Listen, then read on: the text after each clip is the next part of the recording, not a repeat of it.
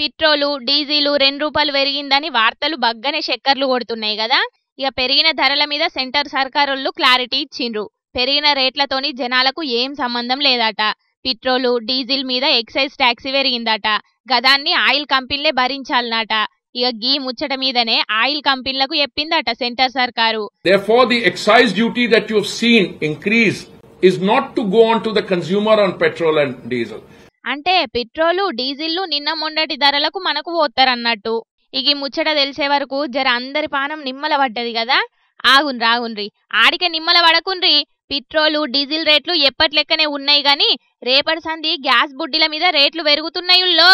ఒక్కో సిలిండర్ మీద 50 రూపాయలు పెంచింది సెంటర్ సర్కారు. గీ పెరిగిన ధరలు రేపటి సందే అమలు చేస్తారట.